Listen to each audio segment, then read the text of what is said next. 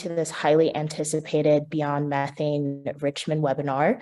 Tonight, we have gathered here to enlighten our beloved Richmond community about the health, safety, economic, and environmental impacts of methane gas, as well as to discuss effective solutions for addressing such challenges.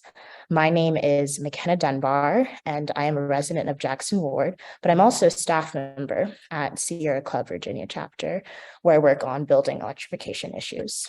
I collaborate with Beyond Methane RVA, which is a community-led initiative that aims to broaden public awareness of the health, safety, environmental, and economic impacts and implications of methane leaks. By partnering with the University of Richmond's Spatial Analysis Lab, with the professors and interns there, we are actively mapping gas methane leaks throughout Richmond in the Richmond Gas Works service territory. So we really seek to provide education to the community about the risks that natural gas poses.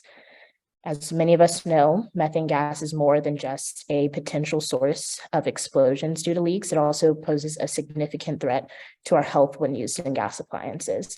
Glenn will speak on this later.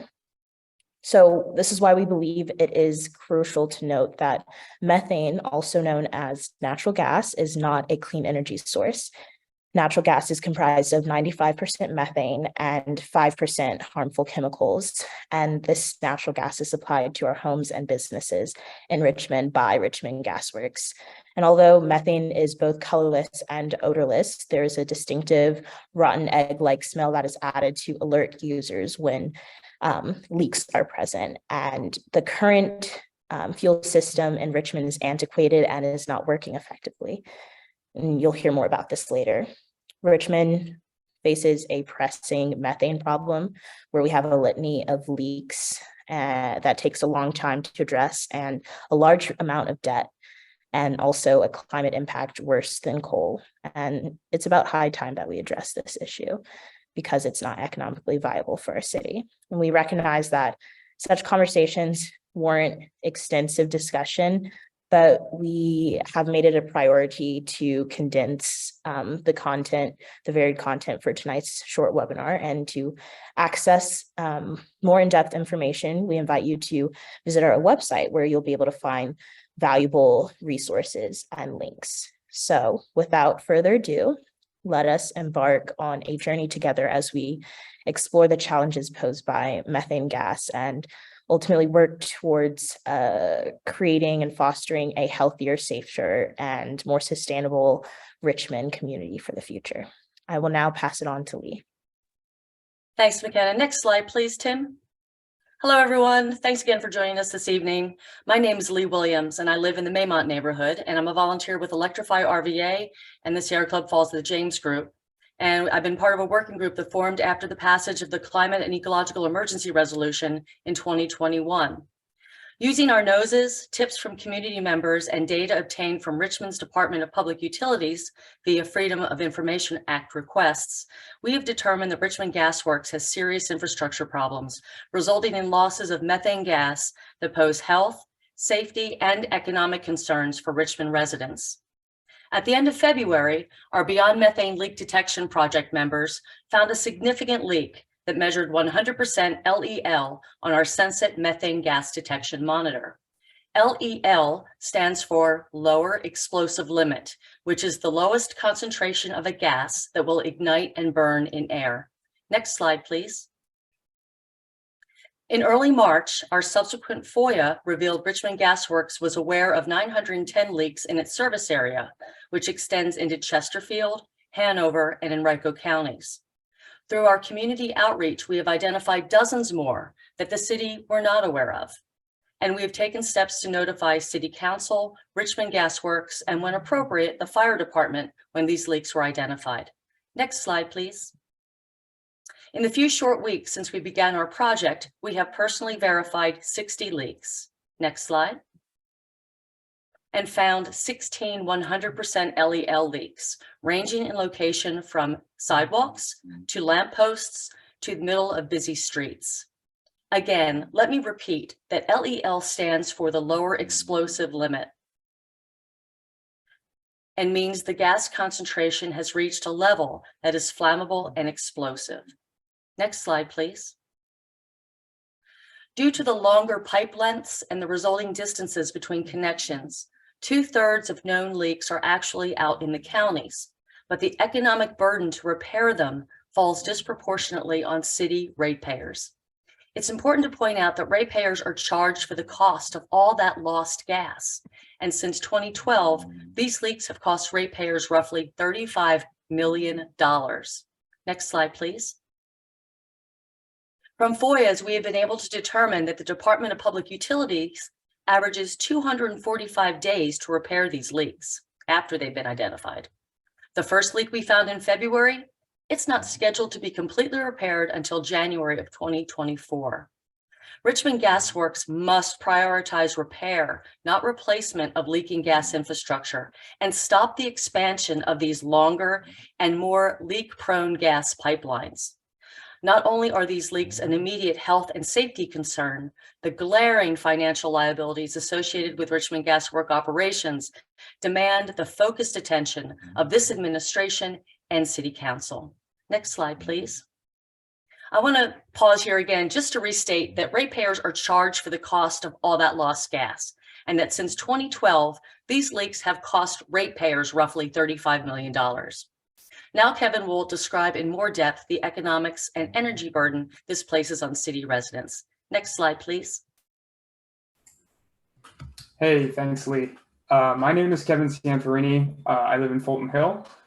I do quite a bit of work with Beyond Methane RVA, but in my day job, I'm an engineer with Octopus Energy, which is a renewable energy company in Texas and much of Europe. I just want to take a small step back and explain at a high level how utility and municipal economics work. So large projects like a gas network, for example, generally require a bunch of upfront money to be spent for a project to be useful to the public. This spending, the upfront spending, is called capital expenditure. And in the case of Richmond Gas Works, that comes in the form of something called revenue bonds. Next slide. So as you can see, Richmond Gas Works has taken out quite a bit of revenue bonds to fund its operations. These bonds are expected to be paid back over time by the rates that everybody on this webinar pays on their utility bills. Since the year 1997, in the year 1997, Richmond had about $210 million in outstanding debt. But more recently, in 2022, Richmond had $757 million in outstanding gas debt. This is a drastic increase of 209% over 25 years. Next slide, please. We can understand why this debt is necessary by observing the growth trajectory of the utility. Since 1997, Richmond Gas Works has added roughly 33,000 customers, and they require upfront investment to get connected. The reason they require upfront investment to get connected is because customers don't currently pay the cost to get connected, and instead are expected to pay back that cost over time for both maintenance and connections. Next slide, please. Unfortunately, this business model of expansion and growth is predicated on growth increasing sales and revenue. And in the case of Richmond Gas Works, we just don't see evidence for that. The volumetric sales with an additional 33,000 customers and an additional $500 million in debt has remained flat. The end result of these decisions to continue expansion of an uneconomic gas network is higher bills for everybody connected to the system. Next slide, please. If you don't believe me, I hope you'll believe our city officials. In March of 2023, at a government operations city council meeting, the Department of Public Utilities presented, stating that an annual decrease in natural gas consumption per customer will yield higher unit costs because the Department of Public Utilities costs are fixed. When the Department of Public Utilities references their fixed costs, they're talking about that $750 million in debt that needs to be repaid. Next slide, please. Beyond Methane has actually independently verified this claim as well. Richmond's Energy Information Agency filings states that from the year 2000 until more recently, per capita consumption of gas is down about 37% in the Richmond metro area. Next slide, please. And we have an unfortunate reality, and that is Richmond is failing to adapt to the economic realities of gas in 2023. In email communications between Beyond Methane RVA and the Department of Public Utilities, we acquired confirmation that the next planned expansion is into the sparsely populated Goochland County. Next slide, please. We took a look at this a while back, and using publicly available permit data from Richmond, we have been able to calculate just how far away new connections are happening from downtown. That red line signifies connections that are happening in the counties, and the blue line signifies new connections that are happening in the city. If we were to expand into Goochland County, we could expect to see another spike on this graph, which denotes the higher upfront investment of pipes required to connect further flung residents. I want to reiterate that laying more pipes costs more money. And it's also worth mentioning that the current economic model of Richmond Gas Works means that current ratepayers are subsidizing our expansion of the gas network, particularly into sparsely populated areas. Next slide, please. To understand how this might be an expensive mistake for Richmond, we first need to understand how utilities tend to fail when they're under financial stress. There's an industry term for it, and it sounds extravagant, and it's called a utility death spiral. I'd like to walk you through that process. It first starts when customers begin disconnecting from a utility, in this case, a gas utility. Reasons for disconnecting here might be things like high rates and frustration with those rates, as well as incentives from, say, the federal government to replace fossil fuel appliances with more electric-powered solutions. Next slide, please. When people disconnect from the gas system, the utility loses revenue. That's pretty self-explanatory. We can go to the next slide. However, when the utility loses revenue, they have to raise rates. And this is because Richmond Gas Works already has $750 million of debt that needs to be repaid. Next slide. And then we can tie it all together. When the utility has to raise rates because of this outstanding debt, more people atrophy, more people are frustrated with the system. And next slide, please. And it's worth noting that as individuals exit the gas system and as rates continue to rise, the people left behind are what we like to call the rate burdened. These are people who might be renting their home or who don't have the financial latitude to replace the fossil fuel appliances in their homes. Generally speaking, they're the most vulnerable portion of our community, and they're the ones who will be stuck with an increasingly expensive and unhealthy gas system. Next slide. You might also be wondering what happens if we're unable to pay back our gas debt. Well, since both gas and water fall under the umbrella of the Department of Public Utilities, it's well within the realm of possibility to think that financial stress on the gas utility would also impose financial stress on our water utility. Next slide. And finally, I just want to contextualize how much debt this is. Our gas utility currently holds about $6,200 in debt per gas customer and about $3,300 in debt per Richmond resident. Fortunately, we don't have to keep doing what we're doing. We don't have to expand into Goochland County, but we have to tell City Council and administration about this. We have the ability to course correct. McKenna will get into this a little bit later, but for now I'm going to hand it over to Glenn, where he'll talk about climate impacts of methane. Thank you, Kevin. Next slide, please. My name is Glenn Bessa. I'm a volunteer with the Sierra Club and our Beyond Methane Gas campaign here in Richmond. The financial burden that Kevin noted is just part of the problem with the city's continued reliance on methane gas. Methane is a volatile organic compound, a fossil fuel that contributes to the formation of smog. That's ground level ozone air pollution. And it's a problem during our long, hot summers here in Richmond. And ozone is a potent lung irritant. As someone who suffers with asthma myself, I can feel the tightening in my own lungs on these hot, smoggy days in Richmond. That smog often sends children with asthma and adults with other forms of chronic obstructive pulmonary disease to doctor's offices or even to the hospital. Leaking methane is not only wasting ratepayers' money, $35 million since 2012, It also contributes to Richmond's air pollution, which in turn burdens many families with added medical bills. Next slide, please.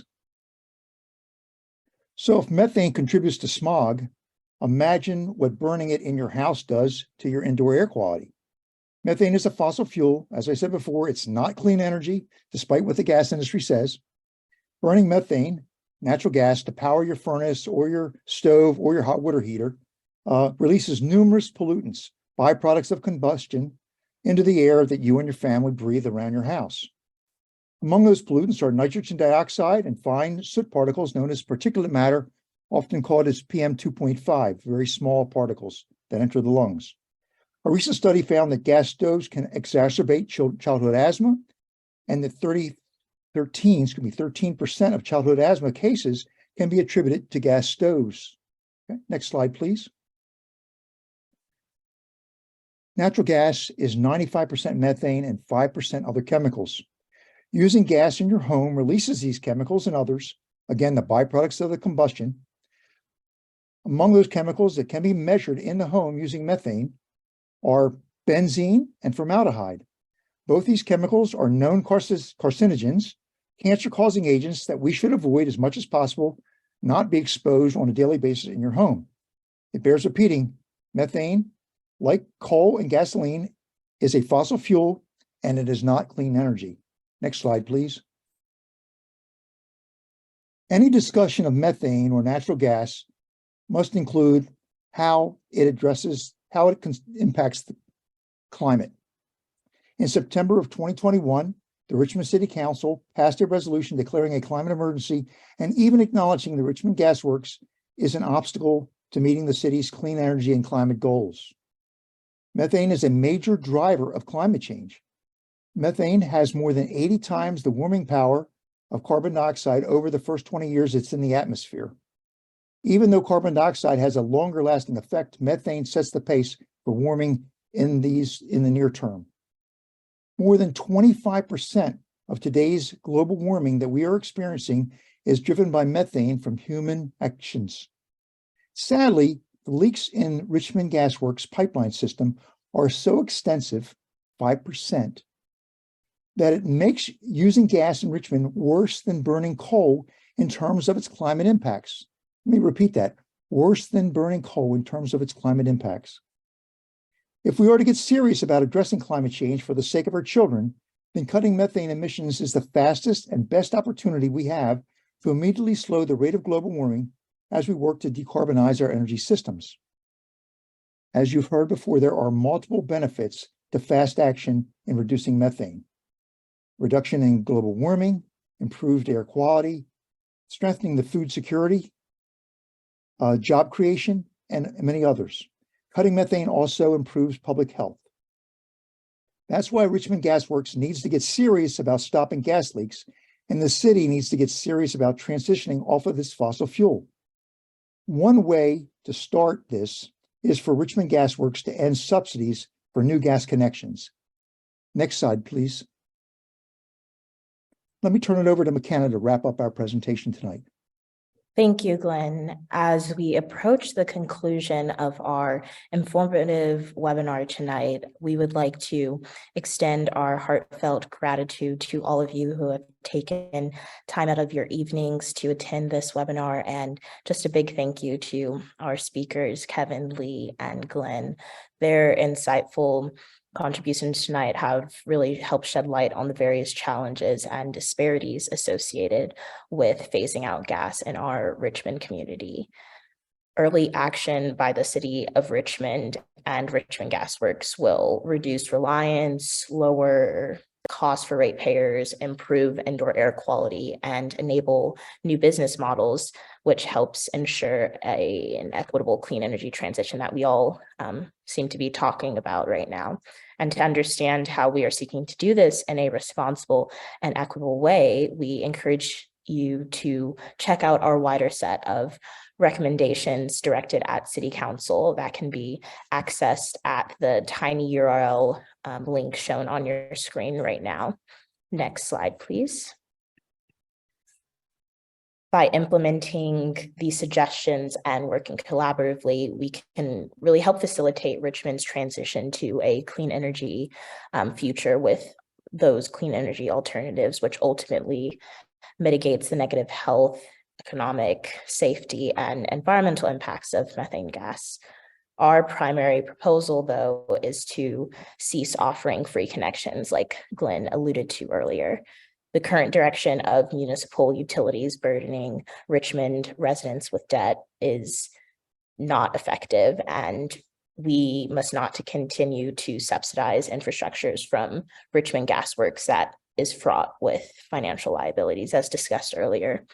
We believe it's imperative that we put an end to ratepayer subsidies for gas infrastructure expansion. As we spoke about earlier, methane gas poses significant threats to our health, safety, and environment. And in response to these concerns, we have presented a key suggestion that can help both Richmond Gas Works and the city of Richmond transition towards a clean energy future.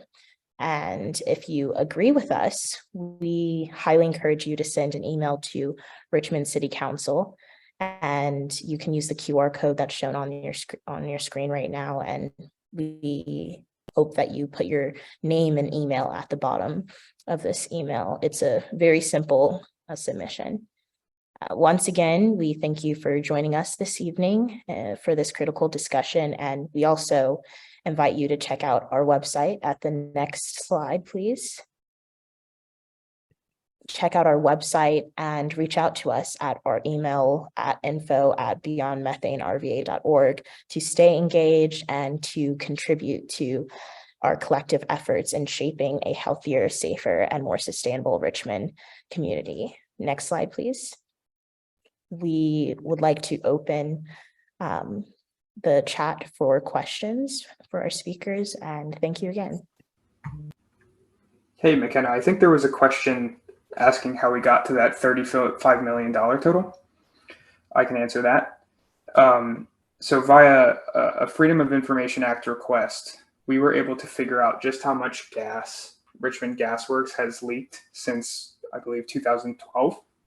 And we can cross-reference how much gas was leaked against the wholesale price of gas from the Energy Information Agency.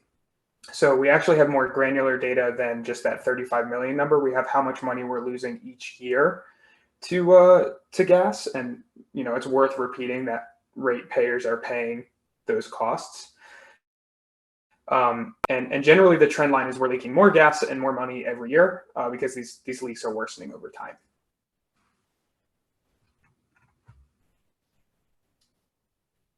There's another question here, which is, does Henrico County have any control over gas in Henrico County? Can the Board of Supervisors do anything?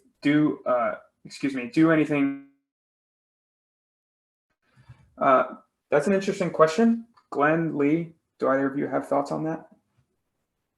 Yeah, so that's a really good question. Unfortunately, I don't think they have too much control over that. I think, in all honesty, as they approve new developments, they could encourage the developers to go all electric, so they could do that. Unfortunately, the building code in Virginia is very backward and doesn't encourage much in the way of efficiency because the home builders actually control the building code process. But I think that to the extent that a county board of supervisors was dedicated to addressing climate change, they could work with developers to make sure that new developments were greener and were all electric and gas free. They certainly could encourage that and maybe even provide some incentives. There is a lot of give and take in the development process. I want to tack a little maybe not so fun fact on the end of that. Hey, let me answer that quick question. So the building code is actually established by the state. The local governments have no control over the building code. Sweet, thanks, Glenn. To revisit that Henrico County Board of Supervisors question, the areas that Richmond Gas Works is predominantly spreading into are generally wealthy suburbs, places like Short Pump, Glen Allen, stuff like that. Given the financial stress the utility is under, it's worth noting that these areas that we're spreading into are the same sort of populations that have the financial latitude to disconnect from the gas system if rates get too high and people get frustrated with them. So the areas we're expanding are really quite risky in and of themselves, let alone just it's risky to keep expanding gas regardless of where you're doing it.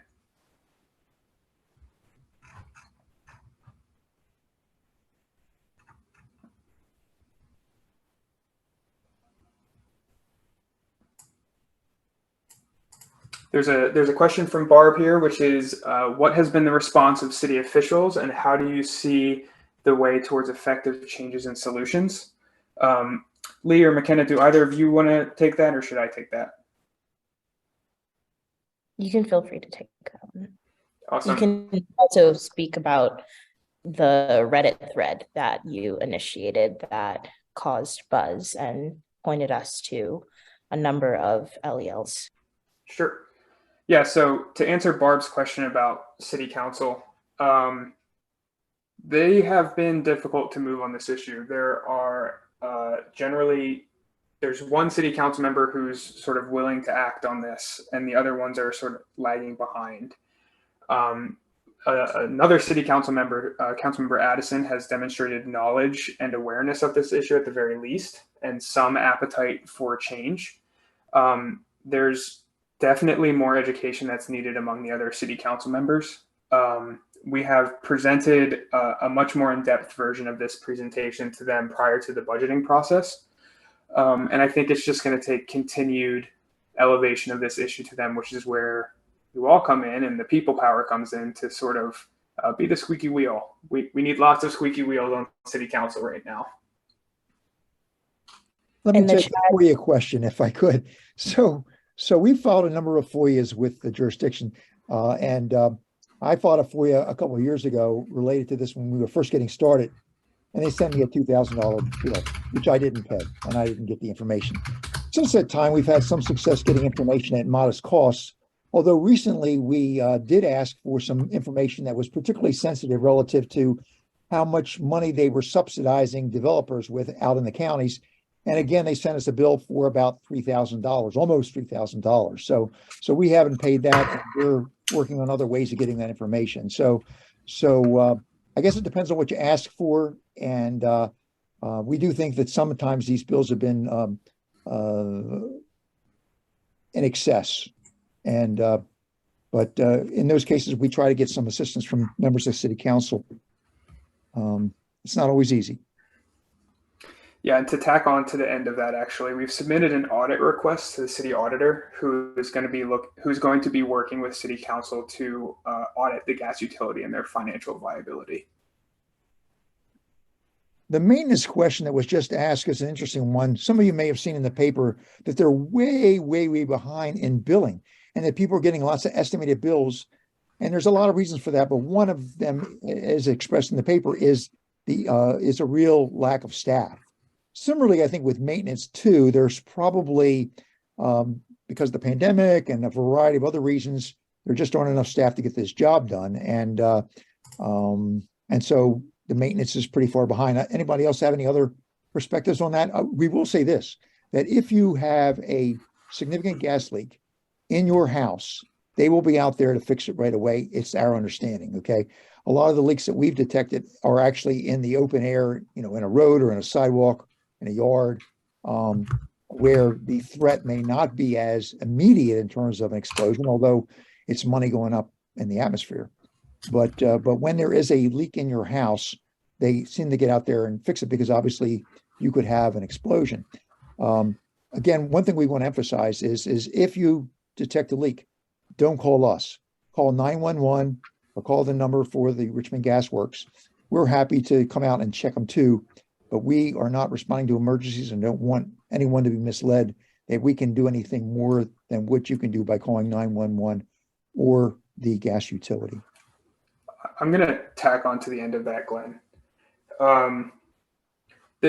So one of the maybe confounding factors of why leaks have been so slow, or excuse me, maintenance has been so slow, is the predominant way Richmond Gas Works is fixing these leaks right now is to replace pipes. And in the budgeting process every year, there's millions, if not hundreds of millions of dollars allocated for replacing service lines and gas mains and stuff like that. And the reason I bring that up is that takes a long time is because it's planning. You have to tear up the whole street. You have to put a whole new pipe in, yada, yada, yada. It's also worth mentioning that that is the most expensive route to fix these leaks. I believe the number most recently quoted was roughly $2 million per mile of pipe to lay. And the reason that is an issue is because we are knowingly investing hundreds of millions of dollars into a gas system that we have agreed cannot exist in the very near future.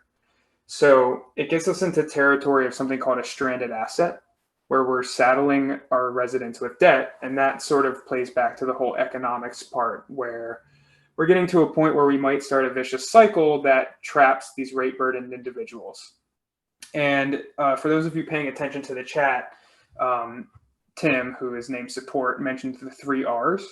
We have a moniker in our group that we're trying to press on city council called retire, repair, replace.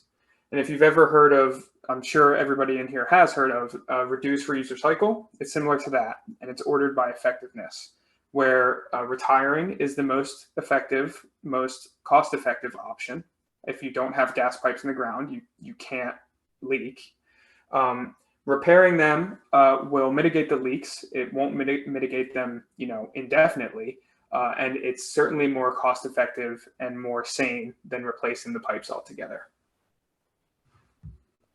Who would like to take the question about stoves and developers? I'm happy to do that unless someone else would like to do that. Feel free to jump on that, Glenn. Okay, so this is a really interesting question, Neil.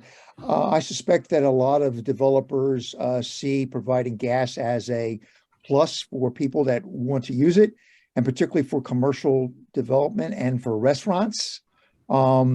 Although there is a lot of good information out there about using induction stoves, and many really noted chefs are coming out and saying, hey, I've switched to induction stoves because of the climate and it does as good a job as gas. So there really isn't any reason or necessity for gas associated with restaurants, but I suspect that there are a lot of developers who think there is, and probably some restaurateurs who do as well. So it really is a question of, I think, educating developers, and the counties can push back on that. I mean, as a practical matter, the city, the ratepayers who are footing these bills for these long extensions should be sending a message loud and clear, as that a letter that we're asking you to send will do, that we shouldn't be subsidizing extensions further and further out because it's raising everybody's rates for a system that's already unsustainable.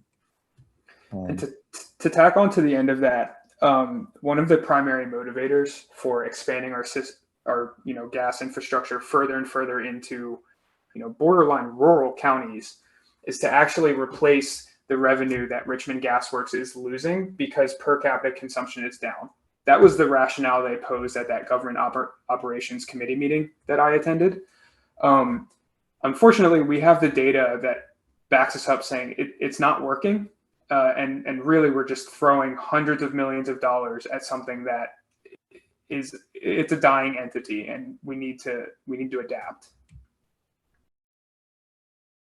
There have been some jurisdictions that have undertaken studies for what they call strategic retirement. Okay, so that you look at the various pipes as to where they are and where the leaks are, and you move forward in terms of electrifying, say, a block that's at the end of the line, where it's cost effective to electrify homes and retire the gas pipeline rather than building a new pipeline. So, and with the Inflation Reduction Act and all the deep incentives there are for conversion to gas to electric, there really is a need for that kind of analysis in the Richmond Gas Works. Susan Miller has asked, the IRA has provided money for infrastructure, including roads, bridges, water, pipes. Is gas infrastructure eligible for that money coming to cities? I can't speak specifically to where the source of money is coming from, I do know that Richmond, within the past week, accepted a $10 million grant for mitigating leaks. I don't know off the top of my head where that comes from. It's worth noting here that in 2021, the U.S. Department of Transportation started regulating gas utilities, requiring them to action their leaks. So that actually sort of muddies the water here, because we are essentially telling city council, like, hey, take the cheaper option here to mitigate these leaks. Like, obviously we don't want this leaking, but do the cheaper option. And that's a hard sell when you have a federal agency sort of almost trying to push you another direction there. I realize I didn't maybe delve into the specifics of where some of these funding sources are coming from, but it's certainly something we should look into, and that infrastructure bill is absolutely a good point. So thanks, Susan. I would like to jump in and answer part of Jeff's question regarding if there are any codes for federal regulation requirements that require or that cover maintenance on gas infrastructure, or state codes and standards. Federally, the U.S. Department of Transportation has a pipeline and hazardous materials safety administration that oversees natural gas pipelines. And one of the titles stipulates that some of the key requirements are periodic inspections of the pipelines and testing to detect leaks, and then the reporting of incidents, accidents, and other safety related concerns. And then there's also a few bullet points on establishing emergency response plans and risk management, and to also have regular maintenance to keep the integrity of the pipeline. And then based on state codes and standards, I'm aware that some states have organizations like the National Fire Protection Association that delves into some of those topics and oversees the implementation and enforcement of these codes and standards. But there are, under the National Fuel Code, the National Fuel Gas Code, it provides safety requirements for the operation and installation for gas pipeline systems and accessories attributed to them. To Mason's question, Mason, I don't know whether you know Mary Finley Brooke, professor there. She's been talking with the administration about conversion to electricity, and I think she has some meetings coming up. So if you know her, you might want to connect with her, because she's been talking with the administration about that very issue with regard to University of Richmond converting to electricity. Mason is the president of Green UR, so he's been directly involved. There you go. While we wait for some more questions to filter into the chat, I want to sort of re-emphasize that Beyond Methane RVA is at the phase where we need people power. We need people sort of hammering down or banging down the doors of our elected representatives. And so if you haven't already, we would personally love it if you sent an email to all of our city leadership. You can do so by scanning that QR code, or if for whatever reason that isn't working, you can go to the URL right below that. You can also go to our website, which I put up in the chat earlier, beyondmethanerva.org, and you can provide us with your name and email address there too. Thank you again for coming tonight.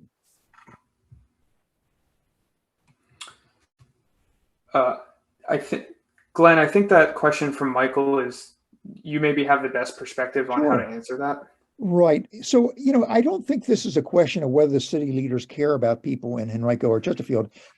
I think, in all honesty, there is going to be some dynamic tension. If we can convince the city to do some of this, they really need to be talking with the counties, because the counties rely on them for these gas lines. So there needs to be a collective understanding among all these jurisdictions that extending gas pipelines is not good for any of the ratepayers, because if you're in Chesterfield County and you have gas, okay, your rates are going to keep going up and up and up, just like the folks in the city as well.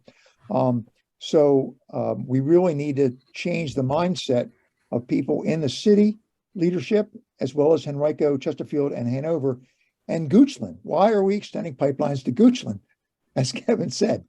So I think that's a better way to approach that question that you raised. I can answer Mason's question, at least partially. Mason asks, is the money still available? Or, I'm sorry, wrong question. Stephen Carter Lovejoy mentions, maybe we should also encourage faster increases in rates, perhaps in conjunction with better subsidies for poorer gas users. I can address at least the first half of that question, the rate setting process for gas. So if anybody in this webinar has Richmond Gas Works gas, there are 4 line items on your bill, and only one of them is relevant to the actual purchase of gas you make. One of them is a gas tax, one of them is a base fee, and then one of them is a unit surcharge. So the way Richmond Gas Works operates is they directly pass through the wholesale cost of gas to you, and then any revenue they make is made through that surcharge for every unit of gas you make. And the way that surcharge is calculated is directly related to something called the plant in service, which is just a fancy industry term for how much debt is currently unpaid. So the amount of surcharge you pay on your bill for every unit of gas is directly related to that $750 million of outstanding debt. I am currently unsure if that is something that is regulated more broadly than Richmond, or if we have the authority to change that sort of thing. We do know that the city has the authority to actually do energy efficiency programs through the Richmond Gas Works. You want to take Luca's question, Kevin? What is RVA Gas's justification for the Goochland expansion?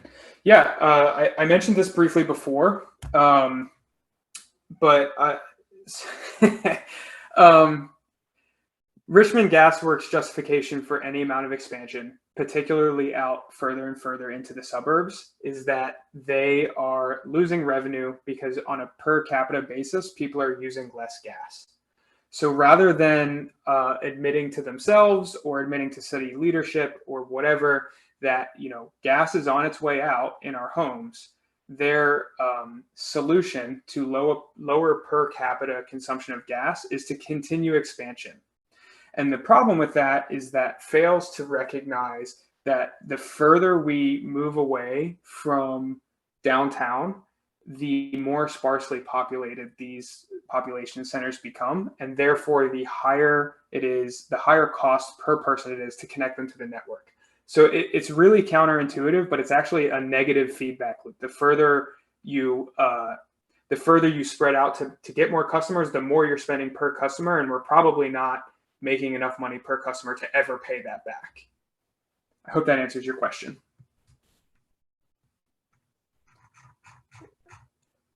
There was a question from Steven. Oh, I'm sorry. Mason's question was first. Is the money still available through utilities for electric appliances? I forget what the specifics were on that. The Inflation Reduction Act, which passed, I guess, last year, has major tax credits or, in some cases, direct subsidies, depending on your income, for the purchase of electrical appliances, also for adding efficiency to your house. And those are available to individuals. And there's also a lot of money to incentivize local governments to take action as well. So for example, we've been sending some letters to the city with regard to public housing. We're hoping that all the public housing commitments that are being discussed right now in affordable housing will be electric only. They make no sense to put gas in. We haven't heard back yet, but we're going to be pushing on that issue as well. So there is a lot of money available to subsidize those costs. If you're lower income, there are actually direct grants. They won't cover the full cost, but this is something that the Richmond Gas Works get involved in. We've talked about exploring the ability of doing on-bill financing as another option there. On-bill financing would allow folks to purchase these electric appliances and finance them over a long period of time. That's something that electric companies and gas utilities used to do years ago. I'm gonna add on to that as well. In Richmond's current city code, which defines the operations of the Department of Public Utilities and by extension Richmond Gas Works, there's a bunch of programs for energy efficiency. I think we've mentioned them a few times. And one of the programs within that sort of specification allows for assistance for Richmond Gas Works to assist in you buying a more efficient appliance. Unfortunately, they specifically stipulate gas appliances. We are working with City Council, hopefully soon, to rewrite some of this city code for it to be not tied to gas and, more friendly for energy efficiency and, sort of all the solutions we've been talking about. And a little fun tidbit, one of the rebates for this energy efficiency program includes gas-powered air conditioners in the city code. There's a question from Susan, which is, besides gas suppliers, who is opposed to winding gas down? I think this is a multi-pronged question. Richmond Gas Works currently pays American Gas Association dues. We don't know the extent to which that is an issue quite yet. It's probably a pretty big one. But then on top of that, there's just the entire incumbency status of gas. A lot of the there's quite a large amount of inertia behind the system, and it's really hard to change something that's perceived to be working, even though we know it's not working, which is why we're trying to elevate all of these concerns that it isn't working. Yeah. Kenna also addressed this. Kenna, you want to speak up to what you typed in the chat, because I think there's it bears emphasis. Lee typed that. Lee, would you like to speak on that? About the gas lobbyists. Oh, sorry. Yeah, I was just answering Susan in the chat. So yeah, there's a number of gas lobbyists or gas associations in the state. They operate nationally. Richmond City actually belonged to a number of these gas associations. We pay dues with the money that they got from us, from ratepayers. They were paying dues to these national gas associations. Charlie Spatz did an expose on that, and Charlottesville at the same time. Luckily for us, it was an election year, and the mayor was very responsive to us asking him about that at the Sierra Club interview, and that practice stopped. The first 2 years. I'm not sure this past year. I have not FOIA'd it this year to see if they are currently paying dues to these national gas lobbyist firms. But so you follow the money, just like everything else. So these gas lobbyists have a lot of money behind them. They give a lot of campaign donations to all levels of government. And we need to add the list of things to do is we need campaign finance reform in the state of Virginia. So I'll get off my soapbox. I just put a link in the chat to a Washington Post article that you may be able to see. Basically, the gas industry nationwide recognizes that, it's interesting. The gas lines are mostly in the blue areas, even in red states, because they're in the cities, okay? Because it's densely populated. And so what the gas industry has decided to do is to hire Democrats as lobbyists for the gas industry. And so some very prominent Democrats, and actually I know of not an elected official, but I know of a individual in Richmond that is actually, advocating for a pipeline as well, a gas pipeline. So we have a real serious problem with the gas industry's inordinate amount of money and influence. And they are going to they're actually, Eugene, Oregon, for example, has just recently banned new gas connections, and they've been sued by the gas industry, which plans to spend $4 million killing that initiative. So we're up against the big bad industry. And that's why we hope the people who are still on this call provide us with their email addresses so we can stay in touch. I want to tack on to the end of that and also address Neil's comment in the chat. I believe I've seen that article about New York City banning new gas connections in new buildings. The ask here tonight, which again, if you haven't already done so, please scan that QR code or go to that link and send an email to City Council and City leadership. The ask here is to stop subsidizing new connections. Because we are Virginia and we are a Dillon rule state, local municipalities don't get to create a lot of rules that we would really want to create. And one of those is regulating, building codes. And because of that, we've had to be creative on how we're going to sort of stop new connections and new buildings. And the workaround we have here is you should be required to pay for your connection. What many people don't realize is it costs literally thousands of dollars to connect your home or building to gas. And that is most likely enough of a deterrent to stop new gas connections in buildings, considering we have efficient and reliable electric appliances, and you are guaranteed to have an electric connection to your house anyway. So again, if you haven't already sent an email to city leadership, I want to encourage you to please do so.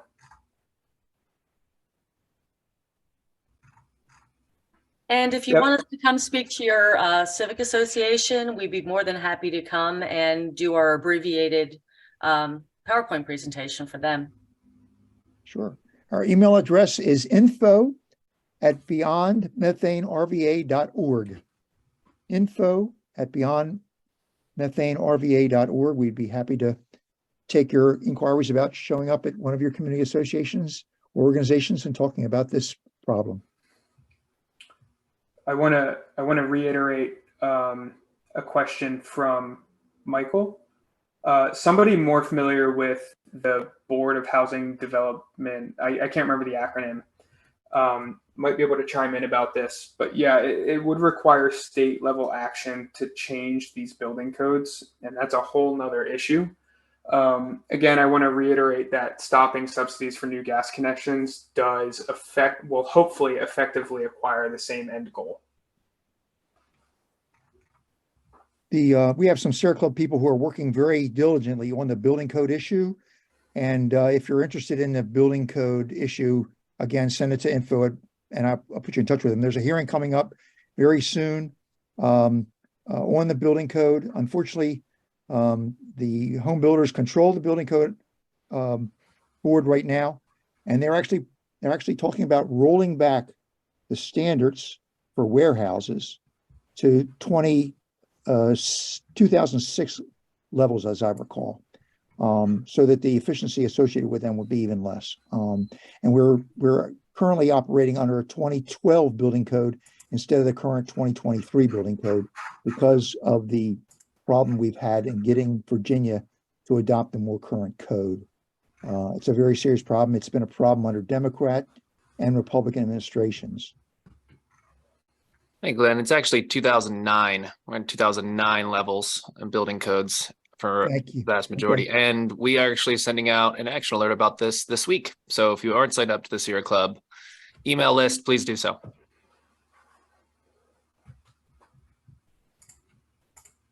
Thanks for all the great questions, everybody. And we have compiled the questions in a document and can produce a fact sheet based on them that can be sent out in the future.